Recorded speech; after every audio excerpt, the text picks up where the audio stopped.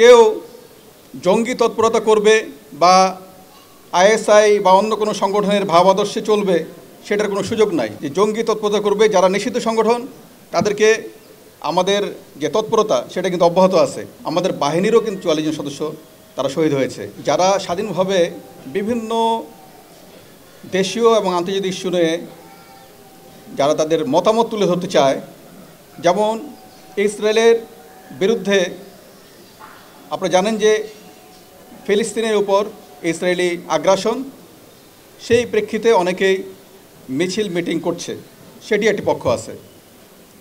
স্বাধীনভাবে আমরা যেটা দেখি সেটি হচ্ছে প্রত্যেকের তার যে নাগরিক স্বাধীনতা, সংগঠন করার স্বাধীনতা, যে কোনো অ্যাসেম্বলি হওয়ার স্বাধীনতা, সেগুলি আমরা দেখতে চাই। সেগুলি আমরা যেন এই বাংলাদেশে সে তার এটি স্বাধীনভাবে প্রয়োগ করতে পারে।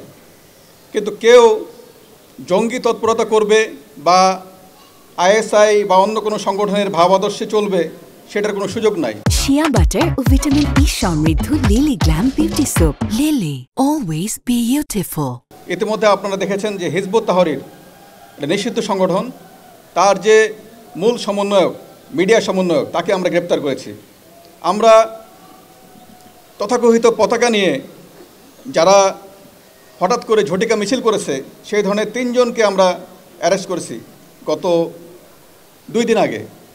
সুতরাং এই ধরনের কোনো সুযোগ নাই যে জঙ্গি তৎপরতা করবে যারা নিষিদ্ধ সংগঠন, তাদেরকে আমাদের যে তৎপরতা সেটা কিন্তু অব্যাহত আছে।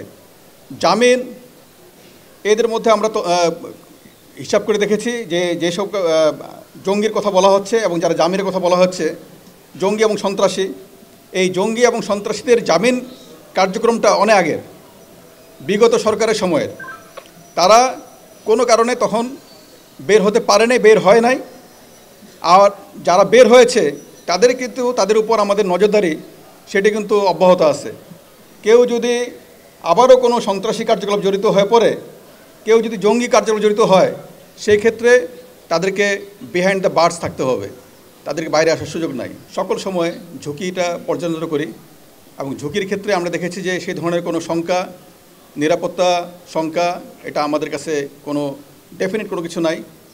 তারপরেও আমরা সতর্ক থাকতে চাই যেন কেউ ফায়দা লুটতে না পারে, সে কারণে সতর্কতা। আমাদের বাহিনীর ৪৪ জন সদস্য এই ছাত্র জনতার, যেখানে সহস্রাধিক ছাত্র জনতা শহীদ হয়েছে, আমাদের বাহিনীরও কিন্তু ৪৪ জন সদস্য তারা শহীদ হয়েছে। এবং তার প্রেক্ষিতে আমাদের বাহিনীর ভিতরে এক ধরনের নিচের দিকে বিভিন্ন ধরনের তাদের বক্তব্য ছিল, সেটা আপনারা সবাই জানেন। তার প্রেক্ষিতে রাজারবাগেও অনেক ধরনের এক ধরনের সিচুয়েশন তৈরি হয়েছিল।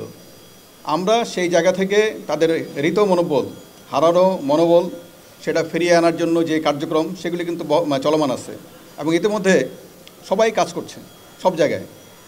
তার এই মনোবল ফিরিয়ে আনার বড় কাজ হচ্ছে পুরনো যারা কোনো একটা জায়গায় দীর্ঘদিন কাজ করেছে, নানা কারণে তারা ওই জায়গায় একটু কাজ করার ক্ষেত্রে কিছু বাধা বিপত্তি তৈরি হয়েছে, তাদেরকে অন্য জায়গায় সরিয়ে নতুন জনবল আমরা ওখানে দিয়েছি, এই কাজগুলি করেছি।